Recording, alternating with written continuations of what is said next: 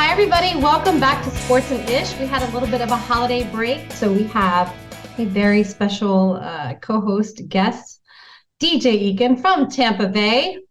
How are you, Ekin?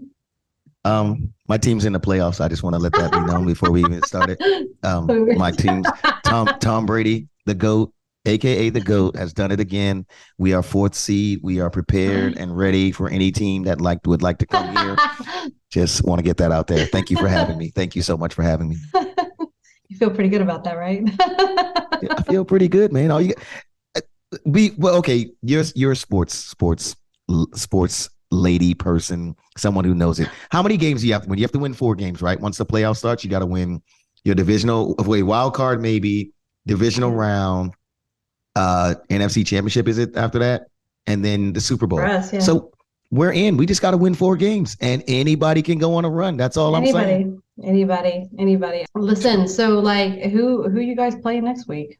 What's it look like for the next week? I mean, I don't mean to look past anyone, but I mean, we're playing the Falcons, so I mean, it's like, I don't even know if we're playing starters next week. I don't know. I mean, but we're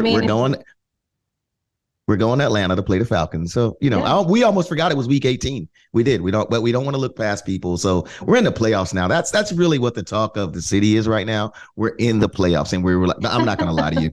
We were in that stadium yesterday, like, made it again.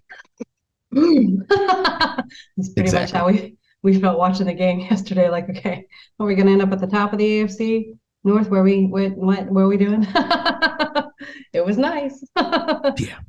Just waiting for people to lose so we can like inch our way up. We're good. Hey, can I ask you something though, real quick? Yeah. Because and you're in Cincinnati. Are you all things Ohio when it comes to sports? If like something's going on. No, let's talk about baseball just for a quick second. Okay. I'm ashamed to say I'm not even a Reds fan. Like, I love the Red Sox in Boston. Give me a game in Fenway any day over a game here in Cincinnati. Like, so no, it's not all Cincinnati for me. I just happen to work with a lot of the Bengals, so I'm kind of tied in there. I was just going to ask you about. I was going to ask you that Ohio State question. That's where I was going. Oh my gosh! I know. You know what? Several of my players actually played for Ohio State. Several of my Bengals did, and then a lot of my Bengals played for Michigan. So Saturday in my office was like this huge, like, what's going on? I can't stand to watch. I'm sick to my stomach. Like, just so much going on between the Fiesta Bowl and the Peach Bowl. Yeah, well, no, I didn't watch it, but I did see something interesting today on the internet, and it was saying that whoever runs the Falcons account is just bad because I think they made a post about this is how you make a field goal in the State Farm Arena.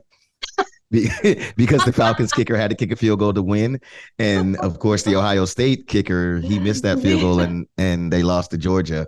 And I was just going to ask you, had you seen that? But I was like, man, some of these people running these accounts, man, it's like between that person, the Wendy's person. Wow.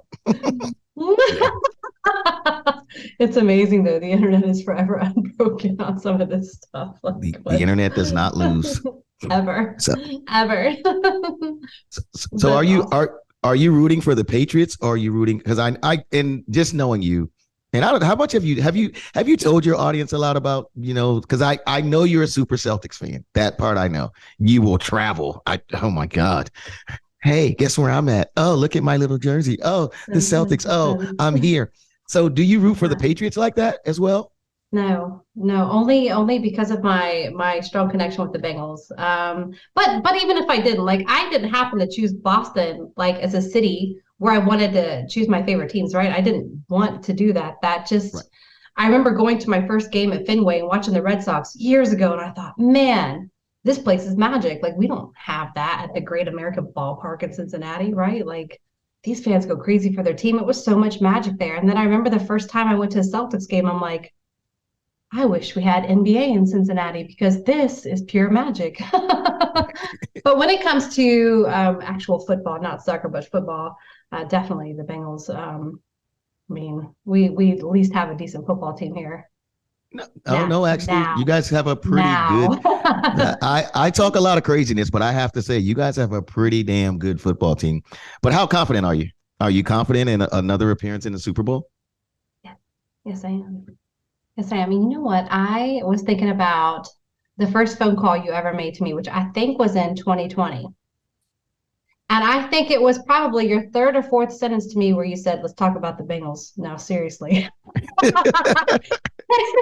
And that was not a good year for us. So I remember thinking, like, how could he say such things to me? But but listen, we climbed way ahead, obviously. Like Burrow was out that season due to his ACL tear, and then we had him back last season. And you know what though? I'm just gonna say we've had so many breakout players, and one guy I've known as a client for years, Trent Irwin. That guy as a wide receiver is just killing it right now because we've had so many of our regular wide receivers out with so many injuries, and then Trent Irwin steps in. And again, I've known this kid for years now, and he's really got an opportunity to show off everything he can do out there. And it's so exciting. Like that kid is so good. So we've had a lot of breakout players, which I think, again, I realize these are my guys, but I think that just makes us a standout team because we've been able to come up against all this adversity and bring up all these players that are just as good Right. as our quote unquote front players, right? These guys are so freaking good. Like, it's so exciting. Are you guys? Do you guys have a? I will have to give. I have to give a lot of props to. I have to give a lot of props to the comedian Gary Owen, and Okay, this is yeah. this is why because I interviewed Gary a few years back, and this is when the Bengals. You guys did not have Joe Burrow. You guys did not have the kid. You guys are not doing as well as you are now, and he was still though Bengals, Bengals, Bengals, and he would talk about how he got let down or whatever. So now he's having all kinds of fun. I ask you that I ask you that because when you guys came, a lot of your fans, you guys played us here in Tampa a few weeks back, and I had a chance to talk to like a lot of fans, and I met this one guy, and he was just talking about how a few years back, these people were like, no, we're Pittsburgh fans or we're Cleveland fans, and now all of a sudden, like everybody's, and it's really good that people are migrating towards being a Cincinnati Bengals fan. Right. No, that's good. Are you feeling that there are a lot of bandwagon folks, or yes. do you feel like there's a lot of real love in the city that was there, it just didn't have a chance to celebrate? I think, sorry, my hair is like into the day here. I think we like let's wrap it around. I think we've got a mix of both because like the guys and I were talking like last winter during right as playoffs are starting, you could go to our nicest shopping mall here and suddenly you saw Bengals gear everywhere, right? Like hats, sweatshirts, whatever. And I remember thinking like, man, I've never seen that going on here so strongly in Cincinnati. Like there was just gear and Bengals stuff everywhere, Bengals flags in people's front yards and the windows. And it was awesome to see them get so much support. But then again, you're like, what if we produce a losing season? Did we just lose all that? It's just nobody cares anymore. Are we just gonna go down? Like, what's gonna happen? Yeah. I think that goes though to the ownership though, right? The ownership is starting to put you guys a good product on the field, which with the amount that they're charging us, well, everybody's not connected like someone I know, they're nice and connected, but the amount of the price of those tickets, right? And what you're paying as a fan for even like the gear and that sort of thing, right? I think the fact that the owners and the GM and the people in the management, starting with the kid, that's what I call them, have started to put a great product on the field. It gives people something to cheer for. When people got something to cheer for, then everybody wants to be a part of it. And I ain't, there's no team I like enough to want to sit in 20-some degree weather. There's just not. There just isn't. There just isn't. So when I see you guys on TV and I watch your home games and I see the amount of layers that these folks put on to go and cheer for that team, I think it's dope, like how your fan base has developed. And I think with anything, I mean, like, look at us here. We got Tom Brady, right? And it was like, you just couldn't keep a Bucks shirt anywhere, right? It's like, but you're giving the people what they pay for. And I think that's, to me, I give the city of Cincinnati and your ownership that, because it starts there, giving people something to actually cheer for and spend their hard-earned money on. Yeah, no, it does. It's I think it's a lot of fun here though. Like tonight I had a lot of friends that were like, you're not coming to the game? And I'm like, no, I just spent the last 2 days working on these guys and they're back in my office tomorrow. What I want to do is watch it at home. And even though we're actually having like a heat wave, it's like 60 degrees tonight and it's not raining, Uh, right? It's actually oh, decent temperature game for the Bills are probably not used to this type of weather, but this is what they get to play in tonight. So I don't know. It's exciting. Let me ask you this. How do you see the playoff picture rolling out? um, I see the AFC side being a lot harder than the NFC. I feel like Yeah. the AFC side, almost anything can happen because I feel like No. the Bills on any given day can beat someone. I feel like Cincinnati can do that as well. Of course, I feel Yeah. like the Chiefs can. Um, Chiefs are looking good. I just feel like when you talk about those three teams right there, it's just like almost anything can happen. When I look at the Yeah. NFC side, like as much as I'm cheering for the Bucks because as long as they win, I'm still winning, and I think it's just been a rough season. I also being a New Yorker, right? I saw the Eli run when the Giants barely got in, and you just got to win 4 games, right? And Right. the Patriots having Tom Brady, then the Giants ruined a perfect season. Yeah. So I feel like it could. I think it's going to be fun. I think it's going to be fun. I also want folks to be more like I think that if Jalen Hurts doesn't come back for the Eagles, that's a disservice to us as fans and that team for the playoffs. Yeah. Because I think, they're a totally different team when he's on the field. Yeah, and You know. you want some good competition out there, right? Like nobody wants anything just handed to them, right? They want to feel like they went out there and they worked and they fought hard for what they got. You don't want it handed to you, right? Like Full get our disclosure, best I'm players out okay. there. I'm okay with them handing it to us. I'm okay. Full disclosure, like give us 3 games of just Yeah. handing it to me and be like, oh, you guys are in the Super Bowl. Oh, we're going to Phoenix. Oh well, okay, we're gonna go to Phoenix. And again, this is your pod, but I wanted to ask you these things because it's I hate to say it, new year, new me, but We shared because that it's video with definitely you. yeah, yeah, new year, new me. Like that kid is the best, by the way. Um, Cheryl next door. yeah, right. You're still on meth, Cheryl. um, what with your clients, right? And you have, I'm sure, work with everyone from pro athletes down to people who are just trying to get it together. Mhm. What is the hardest part about when people make these New Year's resolutions that you've seen from someone from your side? Going too hard, too fast. Yep, wanting results like now, and super super nervous when they get injured within 2 3 weeks, giving up after a month, and it's like, come on, just you So got to so stick with it. So what do you recommend then? Okay, so okay, let's and I'm not really a New Year's resolution kind of guy because I figure like this, you should just start tomorrow and it doesn't have to be January, right? Doesn't So no. so again, asking your advice as someone who's dealt with this and mentally probably dealt with it your own and your own drive and determination, what is the best way to deal with those resolutions and what is the best real expectation to set for yourself in your Under, opinion? understanding that it takes time, like nothing's quick, right? We're not Kardashians where we can just get the fat sucked out of certain areas and put into the back. I Right? got And then pretty you have good to understand that insurance. like just get the fat sucked out and put it back here. But we're not Kardashians, right? Like we most of us don't have that sort of dispensable income where we can just get it built, take the fat out and put it in other places. And even if you can, that's only going to work for so long. Like you still have to put in the work. And let's be honest, the Kardashians are still having to put in the work, right? They still have to hit the gym for so many hours a day. Nothing is easy. There's not an easy pill. So I think I think just getting into that, you need to understand that it's not a short-term thing, right? It's not just going to go for a month. It's not just going to go for 8 weeks or 12 weeks. It's just a lifelong commitment. Like I think I started out as a distance runner so many years ago, and then I became a very injured distance runner, which is when I discovered weights and lifting weights and bodybuilding and CrossFit and all the stuff that I do now. But I think let's see, 5, 6, this will be year 8 I've been lifting weights. And when I started, I knew it wasn't like I'm just going to start and then I'm just going to finish in 6 months when I get the body that I want. I thought to myself, this has to be a lifelong thing, right? So I think that's just it, making that lifelong choice, not just a short-term fix, right? You have to be ready to commit to it every day. And a lot of people are like, how do you work out every day? How do you feel like it? I don't.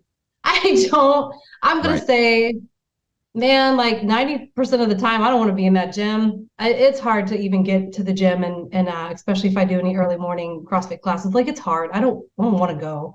I don't want to wake up. My nervous Right. system isn't ready to go and lift some heavy weights. But then I think about how I feel when I don't go, I guess. If I don't go, I feel like a piece of crap. So I'm just gonna get in Right. there and go. What about you? How's it going for you? I know that you are starting this workout thing, getting a little bit better into it. Yeah. Yeah, because that's where my question goes, because I like you're into it, right? So when you don't go, you almost feel like you said it's almost like crap because it's part of your day now in your life. I Yes. guess more so like I'm asking more so. And okay, well let me just start with me. With me, I can always find something else to do. Yeah. Like I literally can always find that I can always find something else to do. But to your other point, yeah, well you can too. Yeah, I know.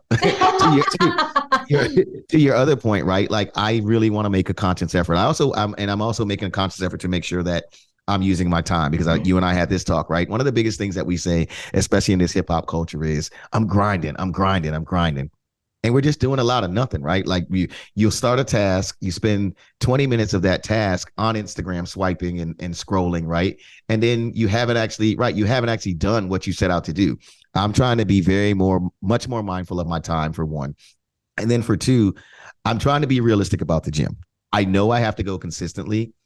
I also know that because it's not my thing, I'm not afraid of asking for help. Like my guy here, Coach Forbes, big shout to him, like he's super trainer guy, right? So he helps me with like the workout part. And he also goes with me because he loves to go like you. But the commitment there is I'm going to go 3 days a week. So 2 days with him. And then I'm big into like things that have movement. So I try to take a Yeah. class, right? I try to take a class, right? And I think that that's as realistic for me. But I also have to go in the morning. Like I have to get up and start the day there because if I say, well, 1 o'clock will work, that ain't gonna work for me. Yeah. I've been So I'm caught in just trying that to be web. realistic. Yeah, I've been caught in that web, and I think too that just establish your goals, right? Not everybody has to go hard and kill it 5 to 6 days a week in a gym. Some people are great with just 3 days a week, right? Movement is medicine, and even if you're only just in there 3 days a week, it's still medicine. And but if you want to get lean, right? Because the reality is building muscle is better than tons of cardio. So if you want to get lean, not everybody's going to end up with these great big shoulders and great big muscles, right? Like there's a way to avoid looking like a man. Although I will say, my youngest son, every time he sees me in a tank top and he sees my traps, he's like, "Oh, mom, you look like a man." Oh wow. But I lift heavy, right? I didn't always lift heavy, but not everybody's going to look like that. I just put in 8 solid years of lifting seriously heavy weights 5 to 6 days a week. That did not come easy, and that doesn't happen for most people because most people aren't going to do what I just did. So I think that just determining your goal. Do you just want to be fit? Do you want a different type of physique, right? Do you want a Right. physique that is just huge, or do you want a physique that's a little bit more trim? Do you want a little more definition? Like, I guess, what is it? For me, it used to be, I guess, physique, right? The way I saw myself in a mirror. And then eventually it became competitive, which is a little bit where I'm at now. I still want to be lean, but I want to be able to compete locally in CrossFit and some different things that we do here locally. And I thought to myself, okay, so it can't always be focused on lean because mass moves mass. And if I get super, super tiny, I can't lift heavy stuff anymore. So I'm okay with, I guess, getting a little thicker in the arms and doing what I have to do to be able to lift some of that heavier stuff. But the end result, Ekin, is always, what is your goal? Like, what do you want to do? Do you just want to have a healthier physique, have a healthier inside you? Do you want to just be able to functionally get through everything in life and be fit? Like, do you want to compete? Do you want to get into CrossFit? Like, there's so many different avenues when it comes to fitness and health. Yeah, but I'm focused. I know exactly, and I can tell you right here, right now, with your audience here, I can tell you exactly what I'm working towards. My goal is to look as good in a suit as your ass did in that birthday skirt. Oh my God, I still love that dress. Like that's the one and only Hey, time I've worn that dress. I'm like, I can probably never bring that dress out again because I took a picture in it. That picture is actually framed in my home, by the way. But as it should be, as I it thought to should be. myself, like that's a good feeling. And I remember trying on that dress and I sent my several Snapchats out to close friends and I was like, tell me you do CrossFit without telling me you do CrossFit, because I put on this dress and it's like one sleeve, but you can see my arms and my shoulders and you can see my abs. And I'm like, I look so muscular in this tiny dress. But I still had fun putting it on. It was fun. I've told you about that picture. I think it's a really dope picture. But me, like, I want to be fit because I have a lot of friends, and I've told my guy, dude, like, you're like swole, but you can't even walk a flight of stairs without breathing hard. Like, I don't want to be that guy, right? So I want to be where I'm fit. But I also want to have some definition. I don't have to be super big. Like I've seen like tiny girls, and I'd be like, her body's like dope. Like she's super fit. Like you know, and I don't have to be super chiseled. I just would like to, you know, if Jason ever lets me do like one of his anniversary parties, I want to DJ with my shirt off because I know I have like hot girls there, hot guests. You know, I have my shirt off DJing. You know, just letting it go and pumping my fist. You know, like this. But that's really my goal. Like I want to be healthy. So that's where the movement stuff comes, right? The movement stuff comes because it's a chance for me to be active, right? And before it's over, what I'd like to be up to, like, I don't know about 5 days a week, but 4. But I figure, like, to your other point, right, to start off with a small goal that's attainable, something that goes, I've been doing this consistently for a couple of months. I've been doing this getting in there 3 days instead of going, I'm going to gym every single day. And then tomorrow I got a meeting and I don't make it. And then it's Wednesday, but like, well, I can go on Thursday, you know? So, but when you talk about body, I think that, you know, like, I'd like to reverse my chest and my midsection a little bit, you know, reverse it. So my chest, I can, you know, my shirt looks like, hey dude, you know, you don't want to come over, you know, you want to say excuse me when you bump me. That's what you want to do. You want to say excuse me when you bump me. No, but and just be fit. Yeah, and just be fit, you know. Yeah. So okay. So that's something that you don't have to do, you know, 5 to 6 days a week. I think you can easily obtain that doing, you know, 3 to 4 days a week, and just, we talked about this before, it's diet. And let me just tell you, I feel like absolute garbage even bringing up diet right now because the holidays were not good to me. Like I ate so much pasta and so much garbage and drank way too much over the last 4 weeks, but back on it. Like I'm back on my egg whites, my oatmeal, I'm back on my chicken, my roasted veggies. That's what I was eating. We started this. I think just those things help me feel a little bit more locked in, I think, especially with my workouts, because there's something to be said about working out as hard as I do. But if you're eating garbage, you don't feel that good about your workouts, right? But when you're eating the right things that you know kind of go hand in hand with that type of training, you feel a lot better about those workouts. That's for sure. So what are the right things? Give me 5 wrong things that if you're getting into fitness, right, you're saying, okay, because here's one of the things that a couple of trainers have told me. They go, first of all, Ekin, you have to eat more because apparently I don't eat enough, right? I got to eat more, right? So I got it. Go ahead. Right. And then I've had one trainer be like, you know what, Ekin, don't worry about what you're eating yet. Just eat. Let's just start there. Let's just eat. But are there 3 to 5 things that I just should be avoiding as I'm trying to eat more? Anything high in sugar and processed sugar. Right? Hey, look, so man, look, I'm gonna need some names because that's when I get lost right there. That's when I gotta call you on emergency speed dial going, I don't know what the sugar thing is. Right. Yeah. Processed sugars, like anything that you know tastes way too good to be true, like Oreo cookies. Any cookie really. So like I eat carbs pretty much all day, but my carbs consist of oatmeal and rice and fruits. Like I allow myself 2 fruits a day. I'm not having oatmeal cookies and pizza crust or anything like that, right? And my proteins are all pretty lean proteins. It's egg whites, it's flank steak, it's fish, it's chicken. I eat so much chicken. And to be fair, it's hard to get that much protein in with meats because I can't eat that much solid food in a day. So I'm guilty of cheating with a lot of protein shakes. I probably have 3 to 4 protein shakes a day because I can't eat that much chicken and egg whites and flank steak, right? Like I just can't do it. Right. At all. Like there's no way. Maybe I'm in that boat with you then. I think that may be, am I even allowed to say that as a man that I might be in the same boat as you? No, you can say that. Is that even macho? I mean, you're who I look to for this. So you're who I look to for this. So I'm listening to you, but I'm like, hey man, I'm not feeling real macho saying that stuff right now. You know, Like, you can totally say that because like it's hard. It's hard to eat that much food in a day. And I remember the first time I hired a nutritionist, I actually paid her for 3 years to teach me how to eat. And she was like, well, you got to eat this much protein. I'm like, there is no way I'm eating that Right. much chicken and eggs in a day that I'll gag. There's no way. So she was like, all right, so we'll introduce you to protein powders and protein shakes. And I don't want you using this for every meal, but they're good meal replacements. I'm like, thank God.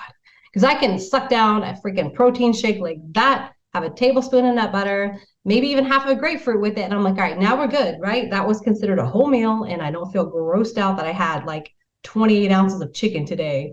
So don't be afraid to get in there with protein shakes. Like, Right. mix it up. Don't gag Right. on the chicken. Now with yours, right? And I guess we've turned this into a fitness thing, but I think this is a cool discussion because, and again, like I told you, like I think what's really dope about you is like when I talk to you, right, there's always something to learn. And I think that like when you talk about this fitness thing and we're walking into 2023, everybody's new year, new me. And I saw this really cool meme and it's like, y'all finna be in there and them people weigh again in the gym. Like it's like y'all finna to be in there and them people weigh again, right? All this Right. week. No. And we went in the gym today and it was like so many people in there, but I'm not mad at anybody for Where? trying. But I just want to do it, I just want to do it right. And like sometimes when you hear these things, right? And of course, there's a million apps and all this other kind of stuff. Of And, course. like to your point, right, when you just said processed sugars, I'm the person that probably is going to go right after that, like I did. But what are some of those Tell processed you. sugars? Because I'll think that I'm doing it right. And like, okay, I hear so much about Cereals. bread. Is bread not good? So, man, that's a And tough let's one. just So, and let's take it for what I told you my goal is, right? Like I said, my goal is bread not good for that? I think bread is fine if you pick something that's low calorie. So that's another thing I learned, right? To like take in all this stuff that so many quote unquote health professionals, especially on social media, will tell you about, which bread is garbage. But my nutritionist always allowed me to have a bread by Aunt Millie's, actually. So look this up, Aunt Millie's. And it's like 40 calories a slice because in her idea it was like, all right, you can have this bread. We're going to consider this some of your complex carbs, right? So not one of your fruits, but your complex carbs. You can have this, have 2 slices a day, put some tuna on it, right? Some low fat mayo, just a little bit, some pickles and some tuna on it. And I was actually allowed to have that bread, which I still have that here. Um, like once a week, I'll do a BLT, which is just 2 slices of that bread, some turkey bacon, some tomatoes, and some of that low fat mayonnaise and some lettuce. Like I think I think there's only so much cleaning you can do, but in the end, it's calories in versus calories out. And you want to make sure that those calories count toward your daily activity, right? So, like, I have a CrossFit competition coming up in March. So, right now, 3 days a week, I'm trying to do like a couple of different workouts in a day instead of just one a day. So, if my activity level is going to be that high, I'm going to add in some things like the Aunt Millie's bread. And I'm probably going to put some sugar-free jelly and some peanut butter on it because I need extra stuff. I'm tired. I'm tired and my job is very physical. And if I'm doing 2 workouts on top of that, I need extra stuff. So I'm going to say that there are some breads definitely that are acceptable. And I think Aunt Millie's is one of them. So, Okay. Can I ask you the pasta question? Is pasta good? no. And I hate saying that because I am Italian and man, there's so many Italians out there, especially on social media, saying pasta's not the enemy. Like, look at us, we eat it all the time. We're very thin. Okay, but those tiny Italian people aren't. They're not Americans, right? So their little tiny portions are like a couple of ounces. Well, he in America we eat like 4 times that Plateful. amount. Right. I'm not making a little tiny spoonful of spaghetti and saying that's my dinner. I'm going to make a lot of spaghetti. So it's portion size for us. And I got to say, I should take that back. Pasta itself is not bad. It's just that we as Americans don't know how to properly portion our meal for that. So that's where the problem comes in because you can easily go from eating 400 calories of pasta to 2,200 calories in pasta like that in America. So that's the problem. So what do I do? Well, you know what? I could actually probably email you some lists on what acceptable carbs are, acceptable proteins, acceptable fats, because not even all fats are good, right? Like, I'm telling you, I paid somebody for so many years to learn all these things. So, like fats, we talk about like oils, coconut oil. Um, that's probably one of my favorites. Olive oil is a good one. Um, gosh, let's see. What are my favorite fats? Nut butters are my favorite fats. I do put Parmesan on some of my roasted vegetables, which I did tonight, just a little bit though, for a little bit of taste. But I don't really eat much dairy or cheese, I guess. Cheese is kind of a cheat, if you will. So is anything dairy. So no milk, none of that stuff is in my diet. You got to give it up. To be fair, like dairy is really highly inflammatory. So you can't be having anything with dairy really if you want, I guess, a non-inflammatory response, right? Like you don't want the bloating and all the stuff that comes with having dairy, because what we don't realize, and what I didn't realize, like I raised two kids having chocolate milk and putting cheese on their stuff because I grew up that way. So I'm like, yeah, more chocolate milk because vitamin T, it makes your bones strong. And you should do this and you should eat all this cheese. But the reality is it's very inflammatory to your system. And it's not good. And I didn't realize that until I did 2 years without dairy. And I'm like, holy cow, what a difference that makes without dairy, right? Like I'm a whole new woman. I should knock on wood, but I'm really sick. I'm rarely having any issues. And I'm 45 and I can train a lot. Like there's no inflammatory responses coming from that anymore. So no dairy. So you just literally cut out of my diet. Gotta cut it out. A daily bowl. Like I love cereal. Like loves. And I thought I was doing okay because I eat like Honey Nut Cheerios a lot. You know, you see that B, you're thinking that you're doing the right thing, right? So confession, I have Honey Nut Cheerios in my cabinet, okay? And actually I put it on Greek yogurt, right? Man, hey, Misty, now you're going too far. It's true. I actually learned this from my nutritionist as well, right? So I get a cup, this is one of my pre-workouts, one of my favorite pre-workout meals. I get a cup of Honey Nut Cheerios, 3/4 cup of Greek yogurt because it's high in protein, and I just pour my Cheerios on top of that, stir it in, right? Texture's everything. And that's what I eat for my pre-workout, right? It's like 200 calories of a pre-workout, and it's decent. It's high in sugar. You can burn that shit off. So let it roll. Okay, so, and I'm gonna go for it, and I'll give you a report because I'll have you on my pod, and I'm sure I'll get asked these questions back, and I'll have to tell you the truth.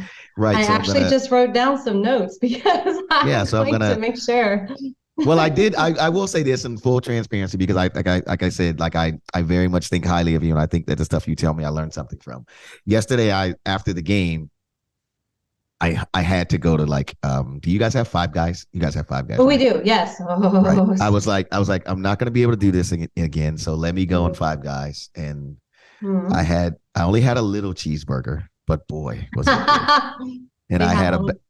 And I had a bag of those fries because they give you like seems like a trash bag full of fries, right? And I was like, this is gonna be it. Okay, so I'm not gonna be so anti against I'm gonna try this no cheese. I thought the dairy thing, I just needed probably to hear it out loud. I kept hearing it, the dairy thing. I'm gonna try it. And I like Greek yogurt a lot. So I'm gonna even try your little Cheerios thing. Yeah, on the Greek yogurt. Yeah, it takes a minute to get used to. Because you're not getting that soupy feeling. Like I remember the first time I had cereal, I think I had bran flakes and a cup full of strawberries or whatever on my Greek yogurt. That was what my nutritionist told me to have. And I remember thinking like, this is awful. I can't eat cereal on yogurt. I need the texture that dairy, like that milk gives you, which you can do almond milk. It doesn't have to be Greek yogurt. She just gave me Greek yogurt because it was higher in protein. So I can do almond milk? Totally do almond milk. Oh, no. We back in the game, Misty. We're back in the game. We're gonna back this up. We're back in the game. Yeah. But no, seriously, like I have a sensitivity to almonds, so like that was out for me. And a lot of the suggestions she gave me, like coconut milk, I was like, no. Ugh. She was like, all right, Greek yogurt. So I remember the first time I put cereal in it, like a cup full of berries on my Greek yogurt, I'm like, this isn't milk. This kind of sucks. But then by week 2, I'm like, oh, this is so good. I can eat this all day because that was like the best thing I was eating aside from like maybe nut butters, but like when you're living on chicken and veggies, you're like, man, freaking Honey Nut Cheerios on yogurt sounds really good right now. Right. And there's another thing too. Why is it so expensive to be healthy? And I can just go around the corner and get a value meal for like $6 and everything's there. I get a soda. They'll even upsize it for $1. They'll even upsize it for, matter of fact, Misty, they might even give me 2 for $2. They might, but here's where the problem that comes in. And the healthcare crisis. So we talk about this. You can supersize it. You can get your 2 for 2s. You can get your Arby's sandwiches. You can get whatever. But the reality of that is that in the long run, it is going to cost you. And it could be healthcare bills, and it could be all these diseases that were like foodborne, right? Your nutrition based diseases. And unfortunately, I would say 80% of those, that the diseases that we have out there are from nutrition, right? So whatever you're eating now, even though it's cheaper than eating the way that we're talking about, it's going to catch up to you. And it's probably going to be in the form of a healthcare bill or a disease that you didn't have to have because it wasn't genetic based, right? So it will catch you. And you know what? I'll be the first to admit, like, I'm getting up there. I'm 45 years old. I turned 46 this year. And man, I'm scared. Like, I was talking to a client the other day. I'd had like a lot of anxiety lately. And this is probably just my paranoia, but I woke up and my left arm was kind of hurting. And I'm like, is this a heart attack? Oh my God, I'm like 45. This could actually be a heart attack. 45 years old, right? And you start thinking about that, like, we're not getting any younger. So paying attention to some of those choices is kind of ideal, I think, as you get up there. We're not in our 20s anymore. Like, we got to really think about what we're putting in and digesting, and what that's putting toward our baseline and how long we actually want to live. And not only live, but like what kind of quality of life do we want to have? Like, I don't want to be in the hospital sick, and I definitely don't want a heart attack by the time I'm 46. So yeah, that's Right. it. Well, Yeah. you gave me almond milk back. Look, let me tell you something right now. You can have your That almond right, milk. yeah, the almond milk. So when we talk about cereal, right? And again, I guess I've turned this into a nutrition conference because I can ask all these questions and she Yes, knows, she's here. right? She's here. I got Right. her. When you're talking cereal, Honey Nut Cheerios is safe. Safe-ish. Don't go overboard. Like, I wouldn't. Safe-ish. Safe-ish. I wouldn't do more than a cup a day, right? And make sure that you're putting those calories to good use, right? You're not just eating and dumping things into your body and not putting them to use, right? Think about, and I'm not, man, I even hate to say this because I hated when people used to tell me this. They were like, listen, eat whatever you want, but food is fuel. And I remember thinking, I want to punch you. Every time someone tried to say, like, well, don't eat because you want it, eat because it's going to fuel you for your workouts. I remember thinking, who thinks like that? You're sick. And I still don't. I'm not going to lie. I'm not going to sit here and say, like, oh my gosh, everything I put in my body, I'm like, yeah, it's going to be a great workout later. That is not true at all. Right. I love food.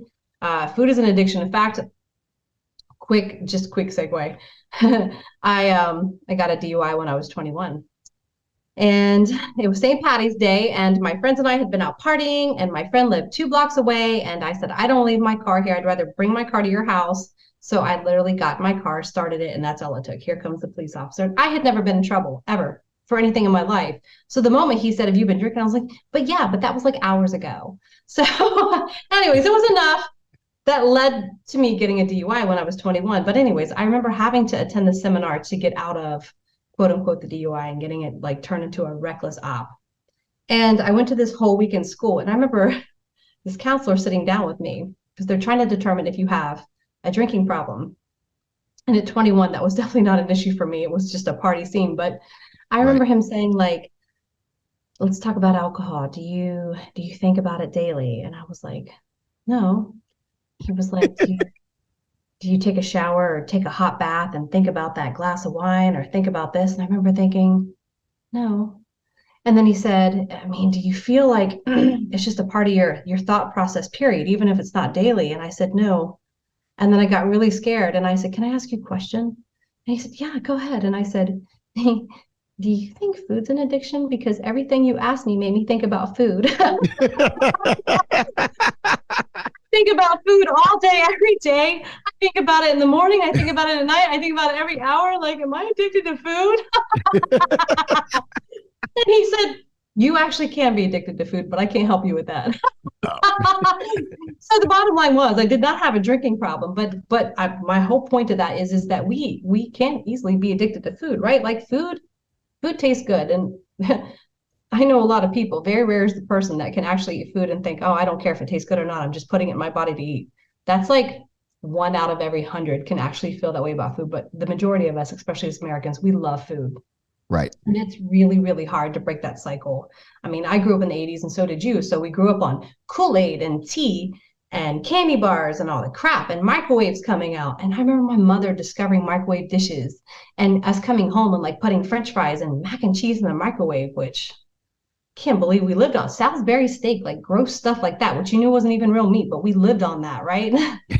So coming from a household that lived like that and then learning how to actually eat and what you're supposed to eat as an adult, it was a hard adjustment. Like, and again, it still is. I'm not gonna lie. Like every day I have to wake up and make that choice. Like, you're not gonna eat shit today, right? You're gonna eat good and you're gonna prove to yourself that you have a little bit of discipline today. And it's not gonna be wrapped up in a box of cookies or crackers or any of the garbage. So yeah, anyways, way off topic on that one, but seriously. Well, no, it's all good. Because, like I said, you learn something, and like and I speak for me first, right? Because I'm not like the fitness thing isn't my thing, but I want to make a conscious effort.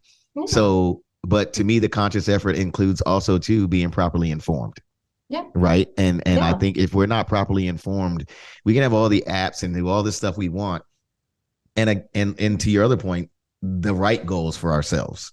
Right. It's not, I'm not coming out, yo, I want to be in a competition in 3 months because I have no desire to be there. But I do want to be fit. Right. I want to feel better, and I also want to eat better. And I know that there's some right ways to get there. Yeah. And so I think everything you're saying is very much kind of in its own way on topic, like even the stuff about the counselor, right? Like that, when you were saying those questions, I'm sitting there going, it's kind of like you're looking at a movie going, dude, why are you asking me these dumbass questions? I got a DUI because I was partying, but him doing his job. Right. I was St. Patty's Day. I was 21. Like, what do you think happened? Like, I don't. Right. But it got me thinking, like, I was so scared to be there. And the minute he started popping off those questions, I thought, man, I think I'm addicted to food.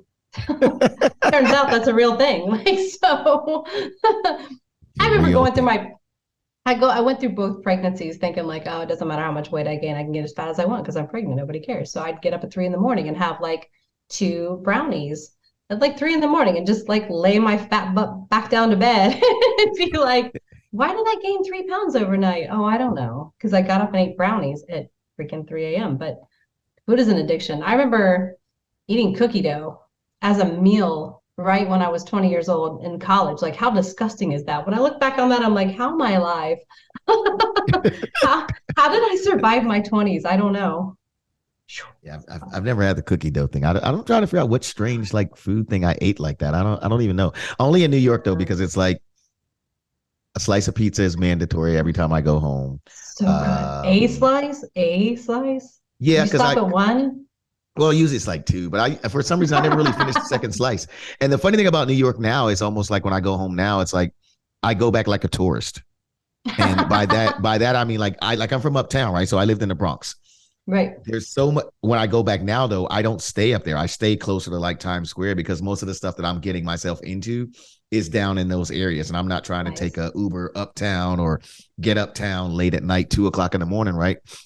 And I'm looking for dope restaurants and stuff. And so, we're just going to really dope spots. Me and my boy went to this spot called Burger and Lobster. And it was just like, I don't know. I don't even know what made me find it. But they the name alone would have sent me running in. Like, man, okay. We went in there, Misty, let me tell you. And the top line on the menu was, and it wasn't like a super deep menu. It was like one of those one pagers and all the drinks are on the back, but the first one side is just pretty much what's there. And it was like a cool little, little trendy spot. And the top thing that you order in there is the burger lobster combo. And it pretty much is just what it sounds like. They give you this really dope burger and this really dope lobster. And I'm in there and I'm in there like, this is why you stay downtown, dude. This is why it's the food. Just give me all the surf and turf right here, right now. Exactly. So it's like that. So when I go to eat at these places and try stuff, like I don't want to be this person, to your other point too, where I'm like freaking out. But again, when you want to be mindful of what you're putting into your body because of how we move around and the hours we put in, because we're both still super active, late nights, early mornings, and that sort of thing. So I just want to be mindful, but I do thank you for helping me feel like I'm not crazy, because I don't want to go overboard. Like, I'm going to do all of this in January, and in February I quit. Going, man, later for that. No, I'll hold you accountable, and I'm going to be in Florida. We know that. And I'm going to be in Florida in February anyway, so. Well, yeah, we'll get together, have some dinner when I'm actually there. I think I'm there the 18th through the 25th. So You know what the crazy thing is even in Florida though, I don't even totally go garbage. Like it's my vacation, but I'm in Fort Myers so much in the off season, I can't eat garbage like the whole week, right? I can't use being gone away from home as a reason to eat Right. garbage because I'm there so much. So even then, I still like I grocery shop. I cook most of my meals inside the condo. I might eat out twice a week while I'm there because I do have some favorite restaurants in Fort Myers. But then every morning I'm out running on the beach. I'll come back, eat, I'll hit the gym for a little bit, come back, shower from like the neck down, get covered up in sunblock, and then head out on my paddleboard. So I'm burning literally like so many more calories than I'm used to burning here. And a lot of the times I come back from Fort Myers having lost a few pounds. And I'm not Well, mad about that at all. yeah, well, I'll let you know about those dates too, because like we may still be celebrating here because Tom could go on a magical run. Tom could go on a magical run, right? And then we're still celebrating here. My calendar is all kinds of booked, like through Like the summer because there may be like a Tom retirement. So I don't know. I just feel like now that we're in, I got this newfound thing for thinking we could pull off um, 4. We could win 4. very, I may be the only one who feels like that, but I feel like we could win 4. that's it's very hopeful of you. Very hopeful. So no, it's funny that you say that because I last year, I'm just going to admit it, I was not used to the Bengals making it into postseason. So I literally had my flight, rental car, everything for like 3 days past the last regular season game last year. And somewhere like 10 games in, I thought, uh-oh, we might actually see some playoffs. Right. So then I moved my flight and rental car to January 29th. I'm like, that's a safe bet. Like we might see a playoff game or two, but so then we have that first playoff game against the Chiefs. I'm like, uh-oh, crap. Um, maybe I should just like make it further out. So then I switched my flight and rental car to February 12th, which is the day before Super Bowl. I'm like, all right, we're gonna have a good run, but I don't think we're gonna make it to the Super Bowl. So I There's moved always my that flight, whisper. everything to February 12th. I know because I feel like the universe is hearing me right now. And then I moved my flight to that, and I swear we beat the Titans. And I literally get an email from all my neighbors down there in Fort Myers. They're like, ha, ha, ha, guess you're going to postpone again. I said, oh my God, we actually made it to the Super Bowl. So this year I learned my lesson. Literally, my flight is February 18th. This is 1 week post Super Bowl. So if we make it, I don't have to switch the shit up again, right? Like I'm good. I'm just gonna You're good. gonna wait and see what happens. And because I know it won't be you guys there, it'll probably be us, but Oh wow. Wow. it'll be us. But we'll see what happens. If you were betting on one of the two teams, it wouldn't be ours, huh? I mean, you know what? I don't even want to say that. I want to speak into the universe that I want the Bengals to go, of course, but again, you've seen this, like, man, anything can make a team fall, and it could be one major player with an injury or whatever the case is. Like, and it sucks to say that, but you hope it's not ever the case with your team. And, Right. and to be fair, I am proud because we actually lost a lot of key players during a lot of key weeks, and we still had like that backline step up and perform like the guys we just lost. I'm not mad about it. Like, we did pretty well. So, anyways, you know how it goes, though. Anything can happen in those final few weeks. So you just pray, and I'm knocking on wood again for the 100th time this season that we Well, make it. let me ask you this: is there a team that, as a fan, you would be like, I'd like the Bengals to avoid them? If you Man, could, if you could be like, we could play all the teams, but this is the one team I hope that we don't have to play because of matchup, whatever it is. Is there that team? I don't know. I don't know. This is going to sound weird and ironic, but I kind of had a weird dream about it, and I still can't quite put my finger on it, but I would say the 49ers. There's just something odd about the way they're coming up right now. And, you see a team like that may have been down and then all of a sudden found their stride. And I Right. feel like the 49ers might be there for a minute. So that would be my concern, I think, right now. I don't know. What about you? I want to know, first of all, why the Buccaneers aren't at the top of that list of who a team you might be afraid of. I just like to know, first of all, I feel like with as great as our friendship has developed to be, I want to just tell you that was I just feel like it's very disrespectful. You didn't even like I don't even think anywhere in your thought process of thinking just now that the Buccaneers were They anywhere in weren't. that thought process. They weren't. I'm so sad. And the amount of laughter that you're having right now as I bring it up. I didn't even think about. I'm not saying they're not a threat. I'm just saying I didn't think about it. I was literally like rolling to the NFC and who concerns me over there. I didn't even think about the Bucks. That's terrible. All right, listen, it could happen. I'm not very convinced. Like it's kind of hard for me to be convinced that you're taking us seriously if between every word you have to like get this laughter out. Like it's kind of hard for me to feel like you take us serious at all. Listen, if it happens we and we play you guys in Super Bowl, I'll buy you dinner. I swear. Yo, I got you. Mhm. Okay, I'm done. are you sure? This is like I'm done. Ooh, you guys might make it. I don't even know how to feel right now. I don't even know if I even should ask any more questions that have the Bucks anywhere involved in it. Like You know, listen, you guys might make it. I'm going to eat my words. What's going to happen is we're not going to make it anywhere near the end of the playoffs. You guys are just going to fly right past us. That's like my thing, right? Like, everybody, you have all these friends that are Cowboys fans, right? My brother's like, yo, we're making it to the Super Bowl. I go, yeah, to the after parties. Dak's going to be hosting a party. Zeke's going to have one. You ain't making it to play in the game. You might be there because you're a player, because you can always get in the stadium and you're going to be at the NFL festivity. Right. You're going to be at the NFL experience because people want to meet you. But you ain't going to. I'm talking about who's going to be playing. He cannot stand it. I'll be like, yeah, I saw Dak's name on a flyer. He's going to be hosting a party down there, but he ain't playing in no Super Bowl. Facts. It's a sad fact. Not playing at all. I love it. Not playing at all. Are you? Let me just try this again. It is.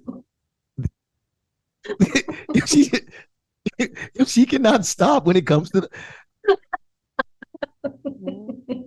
I'm sorry. So wait, Tom Brady being the GOAT, that doesn't even account for anything in this thought process. No. Like I don't get mad, and I don't want this to bite me in the ass.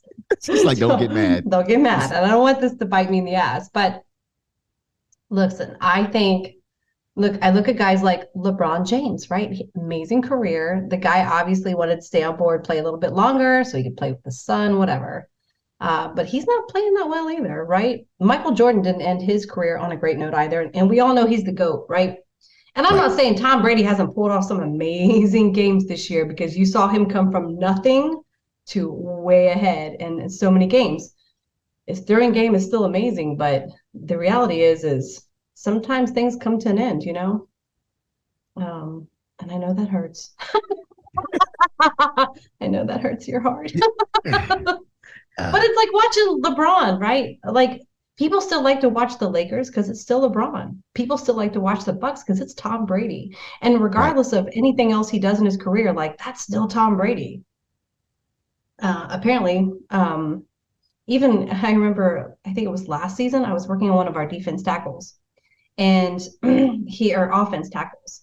And he was talking about somebody that he looked up to, which was Tom Brady. And when we played you guys last year, he said to him, that was such a magical moment to be on the field playing a game with Tom Brady. Like that guy makes dreams come true. So I'm not saying he hasn't earned it. I'm just saying that.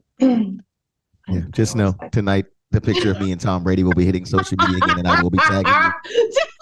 I will be tagging you. And you just made me think of something. And I want you to tell me, just give me your honest opinion, right? You are a woman in sports, and women have come a long, long way in sports, right? You look at ESPN, all kinds of folks hosting shows on these debate shows, real opinions, really knowing and talking sports, right? Mm-hmm. So, but I've never really heard, and maybe I just haven't been in the right place, I've never really heard a woman weigh in on the Jordan LeBron GOAT conversation. Jordan. There, I wrote it out. Actually, I think someone posted statistics the other day. Like, okay, you can talk about the Jordan and the LeBron thing, right? Like how much more LeBron has done over Jordan. But when they looked at how much more, how many more games or whatever, however many it was, I think LeBron played over Jordan to Right. obtain those stats. Like, had he have done the exact same thing that Jordan did, he wouldn't be Jordan, right? But you're talking to someone who grew up in the 80s and the 90s. So of course I'm a Jordan fan. Like I was Scottie Pippen, Dennis Rodman. Like the Bulls were my team, not the Celtics growing up. So yeah, like obviously Jordan. How do you feel about it? Now, We're in the and same age group, so yeah, Well, I'm not even a Bulls fan. I'm a Jordan fan. Like there was never any doubt. yeah. So I don't even the conversation. I'm just like you. Like I never talk down about LeBron because to me, LeBron is like No, it's amazing. Right. This kid has been in front of the camera since he was 15, and to be in front of the camera Right. probably even longer before we heard about him nationally, right? But to be under the camera that long, and his family not really been into really anything super embarrassing to his family, to his legacy, you know, that type of thing, and be this guy that has not only gotten all of his friends, as long as they followed the pattern and they did the work, right? They've had super opportunities and have made the most of them, right? It's been all these things created around him. And this dude to me is like, to me, if I was ever to say a black athlete did it right, he did it right. He's doing it right, right? Continues. So with that being said, I am still happy and celebrate them both. The one thing I said this on social media the other day, though, is because one of my friends, I think, posted that graphic that you're talking about, right? And what I said to him was, hands down, I'm Jordan. This is not about that to me. Right. But why is it that when we're talking about LeBron, we talk about everything, but we act like Jordan never played for the Wizards? Right? Like everybody forgets the different parts of his career, right? They only think about the Bulls. They don't think about the end of his career. They don't think about any of the other stuff, right? We only celebrate the Bulls championships. We don't talk about anything else. I agree. Right. And they talk, they talk about, of course, when he got in the league, like you said, when he was coming up and all, because even in, in the documentary, right? Like the Bulls are the magic and it's great what he did and what they did over there. And to his credit, he says, this happens because of Scottie and everybody else. It was a team effort, the way that they did it.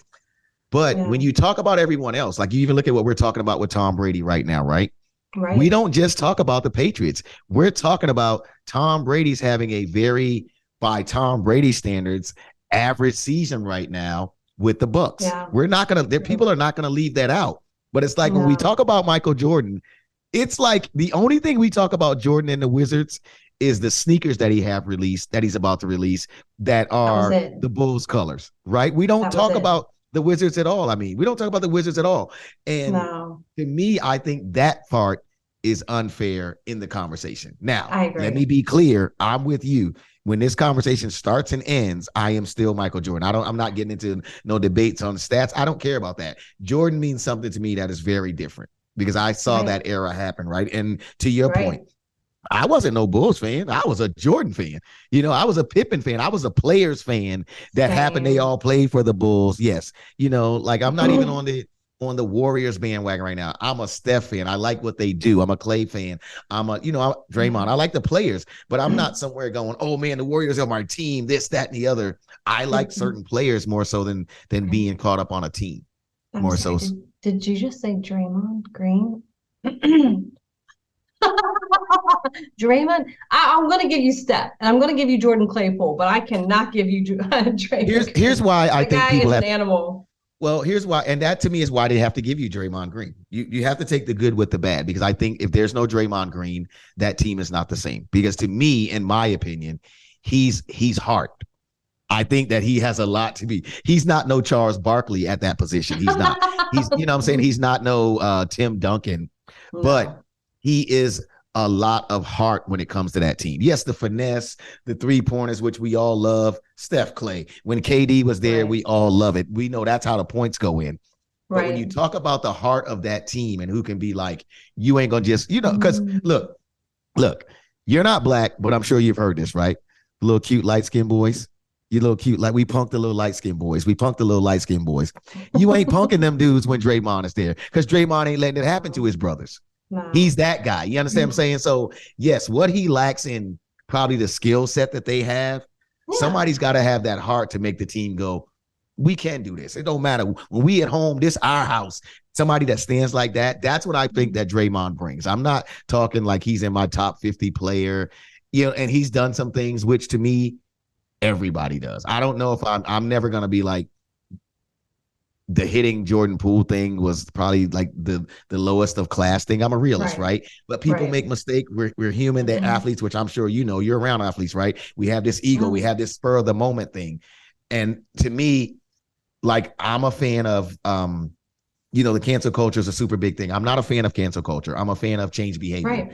Because I think in everybody's life, they've done some things, right? So he did that. I think the way that you fix that is you go to Jordan Poole, you talk to him, you talk to your teammates. I'm not talking about the camera. Yeah, you got to answer those questions or whatever, but you face that like a man and you be like, dude, I was wrong. No matter what we arguing about, I shouldn't have put my hands on you, that sort of thing. And that's how we fix it and we move forward from there. And then I show you with my behavior how I'm going to act.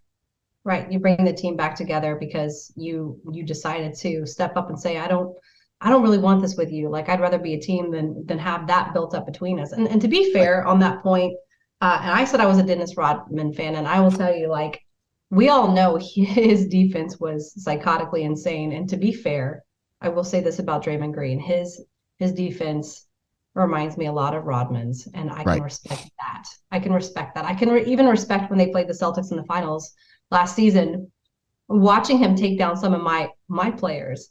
And I'm angry because obviously I wanted the Celtics to win, but you see him play and I'm like, damn, that guy reminds me of Rodman. I hate to like it. I hate I hate Draymond Green, but I'm like, this guy is like Rodman all over again. Like, he's doing what he's supposed to do. And I hate saying it, but he's doing what he's supposed to do, right? Do you just not like him because you're a Celtics fan, or you just don't like him? I'm a Celtics fan. I thought he was so dirty in the finals. I thought he was so and again, it's just because he's hurting my guys, right? I saw him do the Tatum and Jaylen Brown, and I'm just like, take that guy out. I hate him. I can't stand him. And then after that, of course, I think it was like when they went into preseason, I think they went to Japan, and I died laughing because we all know that Draymond Green has a podcast. And one of these Japan kids had like this sign out, these Japanese kids that said, Draymond Green is number one in podcasts. That Japanese kid just won my heart.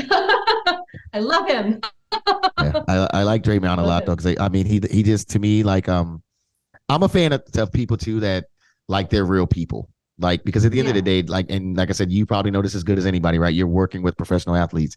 These guys are still real people, and at the end of the day, right? By the time like they can't really walk anywhere, because especially if the bigger that they get, right? It's like somebody's always grabbing, somebody always wants something, and they spend probably half of their time wondering like who's really, really real with them. We talk all this stuff about being real. They probably spend 40% of their life going, is this person real with me because they really like me or believe in me, or they know want that something.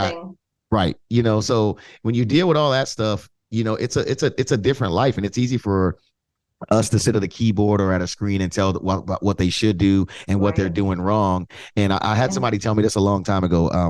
You remember the group High Five? I do. Okay, so Tony, who was the lead singer before he died, one day I don't know how we wound up, but we're in a Waffle House and we're talking, and he's like, "Yo, don't ever say what you won't do if you ever get in this game deep."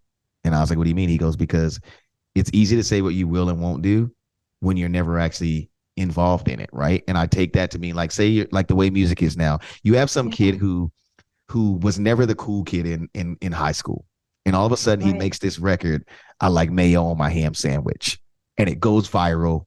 Every building he walks in, that cheerleader who never looked his way, now she's grabbing his hand. She's at the table with him. The guy who owns the club is like, "Yo, I'll give you 5,000. Just come sit in my club for 20 minutes, man, and let everybody know you was here." These are the kind of things that happen when you're suddenly famous, right? You can never say, it's easy to say what you wouldn't do because you're never in that position. You're never in a position where you got like 10 grand just laying on the table and you ain't worried about it because you could really spend that tomorrow because you got 18 million in the bank. Right. No. It's easy to tell that kid what to do. And I tell people, like, that's how I feel now. Like when I look at these guys, I'm like, first of all, I'm proud, especially being Black first, that they're making it and they're living positively. That's my first thing. So I never try to get on any of these things. And to your point, it's a real, like, that's why I love like talking to you and talking to like I give people who come on my pod like big props. I try to keep the conversations to their profession or what, we talk about what they're doing. I'm Right. not digging into you personally. That's not what I'm here for, because they're human at the end of the day. And I try to Right. remember that. And I think if more of us remember that, then I think, like I give those guys a lot of props for making it there, for just being able to survive some of the stuff that they have to go through that we don't know that they Right. go through every day. It's And true. I think it's dope, man. So, to Draymond's credit, back to that, which we were talking about before, that's why, like I said, I'm a Draymond fan. He makes mistakes. He's human. Right. But, I think a good 75-80% of the time he owns it. He's human. Sometimes like, well, that really Right. wasn't me. But those other times I think he really owns it. He's like, yeah, dude, this is how I Right. am, though.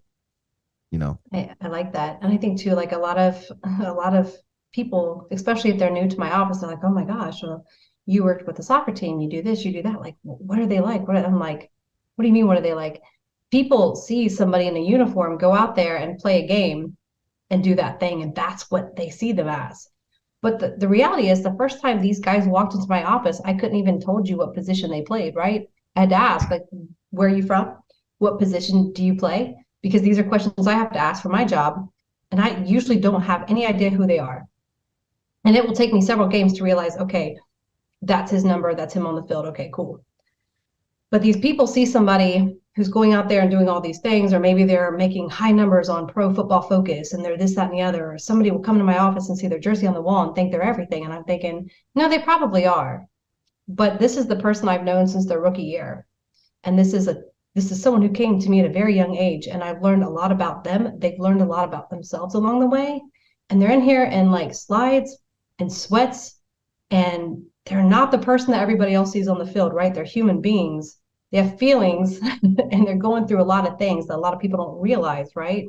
Because they're Right. human. So in that sense, I do give Draymond the same thing, because I realize in the end they're all athletes. Nobody realizes what kind of hard work it takes to stay dedicated to a sport for that long, and that you're an athlete 365 days a year, regardless of how long your season is.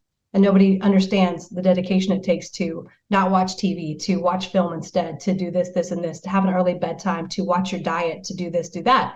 We take that for granted because, well, we want to order Chipotle. If we want to order pizza, we're going to do it. It's not going to affect our careers any, but it is going to affect theirs. So again, back to the Draymond Green thing, and any athlete out there, mass respect, because it doesn't matter what sport you play. You're a professional athlete. And even if you, I hate to say it, even if you're doing a good job like Draymond does on defense, You're like that kid with the sign on defense. on defense, obviously you're an incredible athlete and you've earned your position. So there's my final take on Draymond Green.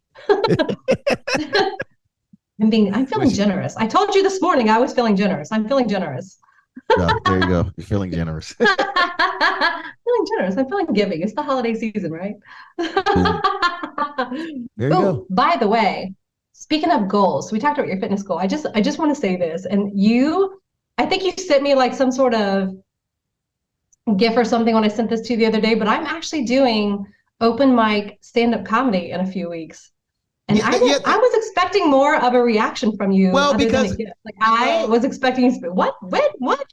no, because yeah, that was what it was. But I actually wanted to talk to you. That's what it was. Like I didn't. When you told me that, it wasn't like one of those. Like I didn't feel like I was going to get the full of how we got here through a text message. And you know how we talk. We've also had the conversation too about call your friends, hear their voice, right? That sort of thing, right? Right. So Yep, that you were was one of there. those things that I was like, I wanted to tell me this, but we've also been caught up in the holiday season. So now that we are here, yes, you're going to be doing stand-up comedy among the many other things that I see you do. How, first of all, how is comedy even a thing? Like I've never had any, well, like other than how hard you laugh at Tom Brady and the Bucks going to the Super Bowl. That is funny. That's comedy. No, no, I've actually loved comedy since I was a little girl, and I've always wanted to do it. And I think that had I made this decision in my 20s, I would have sucked at it. And had I made this decision in my 30s, I would have sucked at it. And it took getting to this point to be completely comfortable in front of so many people,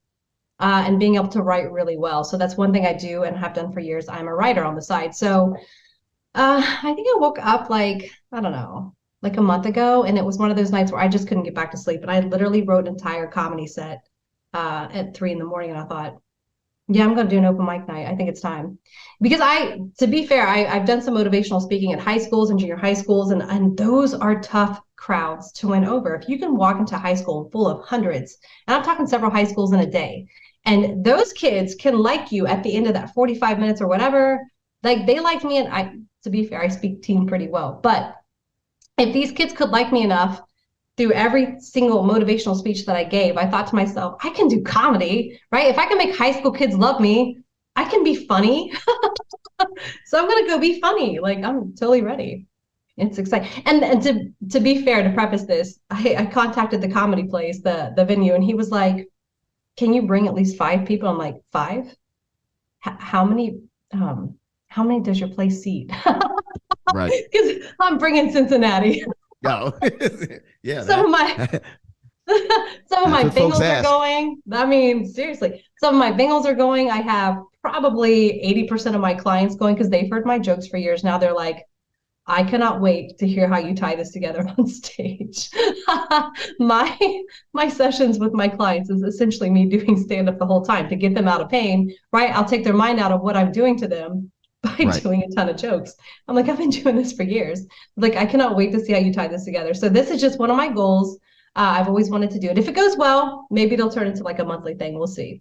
But I definitely wanted to start out 2023 with a bang. And other than my usual diet and trying to like cut out bad sugars, doing stand-up was definitely top on the list. So January 18th, I'm gonna take the stage.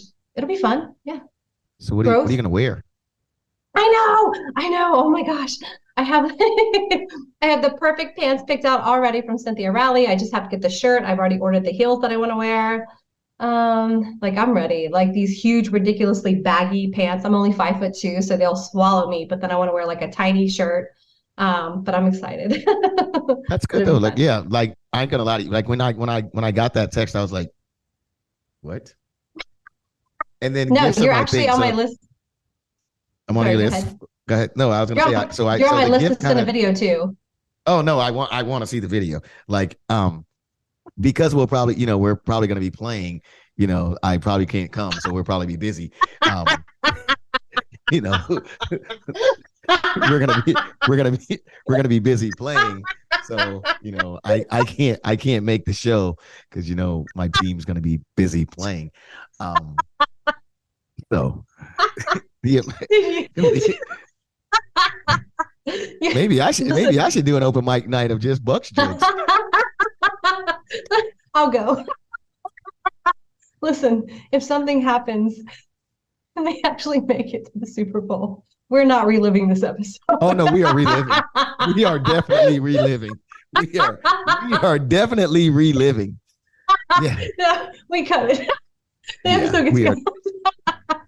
We are definitely reliving. Yeah. So it's one of those things like when, because I'm an encouraging dude. So I'll be like, yo, go for it. Like, that's why I feel like I like to your point, right? Like I tell kids, like when I go to schools all the time, like I feel like I speak teenage too. Right. And the funny thing, I tell them all, I go like, right now you have the most captive audience ever. And they're like, what do you mean? I go like, you ain't got to market to these artists. These are all your friends. So if you got an idea for like a podcast or a video thing, just go for it. Like the worst that's going to happen is you're a kid and you decide you don't want to keep doing it, but you're a kid. You can try all kinds of things right now. Right. So to your point, when you said it to me, it did surprise me because like I said, we've never spoken about like anything like that. Right. And I was like if you'd have told me like marathon, or if you'd even told me that I've done all that, if you would have even told me that someone from the Olympic Committee saw your video and contacted you and wanted to train with you, I'd have been like, believable right off the top. Okay, it wasn't that it was unbelievable. Sure. I just would have been like, oh, sure, another fitness thing she's into, right? But that one came, and I was like, well, I know there's a gift for this, but I also wanted to talk to you, right? To be like, well, where did it even come from? Like, like how you got there. Like you just told me how you got there. I didn't feel like it was like a text message thing. I felt it was like you had to like tell me, but 3:00 in the morning. 3:00 in the morning. You wrote a whole like show. That's Misty. Wrote a whole set. That's Misty. One of my closest friends. One of my closest friends literally said, "I just bought my tickets. I'll be there, but I have so many questions." Right. You see? You weren't the only one. They were like, "Wait, what? Where did this come from? What are you doing?" Yeah, it's gonna be so much fun though. No, that's gonna be a lot. Yeah, the great thing is you're excited about it and it's new, it's refreshing. And I think not enough people do that though. Everybody talks about, well, maybe if you'll be like, no, I'm doing. And I think No, if I more wouldn't be people, scared. yeah, but if more people did that though, like I look, let me tell you something. I tell people this all the time. Every time I get ready to DJ, I still have butterflies. Dude, really? And that's exactly why I Really? know I'm still doing the right thing. Okay. And Jason will That tell makes you, sense. I am at a football game and I opened up yesterday's set with a pair of 2023 glasses on. Yes, I I love did it. that in a screen on a screen in Raymond James Stadium.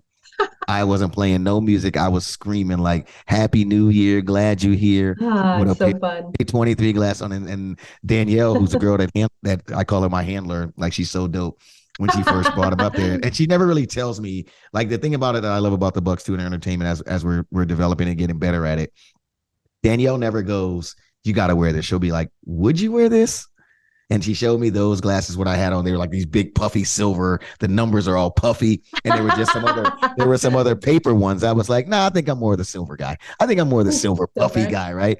And before I played that first record, like before he goes, he starts counting down in my ear. My guy, he goes 5, 4, Ekin, you're in 3, you're in 2, and then I'm on the screen, and the butterflies are always there. But That's once so I go, like, exciting. yeah, once I go. So to your point, like, yeah, you're nervous, but it should feel like that. It's exciting. It's like, Yeah. like but the thing I know about you that I can say that your friends who are buying tickets are also saying is we're coming because we know what's going to happen. But we know it's going to happen, but we have so many questions. So when you're done and we're having that drink, we're going to have all these questions about how we got Oh here. man, I'm telling you, I'm so excited. Like I have so many jokes. My friends are just going to be, to be fair, when a lot of my Bengals said that they were coming, I thought, oh man, they're about to hear a side of me that they've never heard before. but to be fair, I've heard everything about their life, so they might as well know everything about mine, right? Like, let's put it all out there. Come and have some fun. So are you saying that there's going to be like some life experience comedy? Oh yeah, Okay. for Okay. sure. For sure. This is Um, definitely brought about from the experiences that I've had just probably in the last few years. And I actually called my ex-husband who lives in DC. He's still one of my closest confidants. And I called him and said, I'm gonna do something insanely crazy. He was like, story of your life. What are you doing? I said, I'm gonna do an open mic night for comedy. And he said, oh, I'm so screwed. And I said, no, no, no, no, it's not about you yet. We'll get there yeah, later. yeah, yeah. Not yet. We'll get there later. I have bigger fish to fry. You're good for now. Good. Yeah. Damn it. I know. I know. This has been a lot of fun though. Like, see, you're a fun guest co-host. We have to do this again. Well, yeah. Like, nah, nah, I'm a nah, fun nah. guy. That's what they tell me. I'm a fun. You're a fun guy. But here's and I bring this like I try to bring this in every conversation, especially when I'm talking to a lady. My sisters used to tell me that if you can make a woman laugh, you are 50% there. I'm not sure. I'm not sure. Look, I'm not sure where there is all the time, but it is a goal. Like I'm not sure where there is all the time. I'm not even sure where I'm trying to get, but I just know like, and plus I love to laugh. So, like I said, if someone like yourself invites me to be on your pod and to take the time to have me as a guest, I want to have a good time. And For I'm sure. having fun. I appreciate it. And it's always good to talk to you. Thanks So, for coming on. It's so much fun. I expect a text later.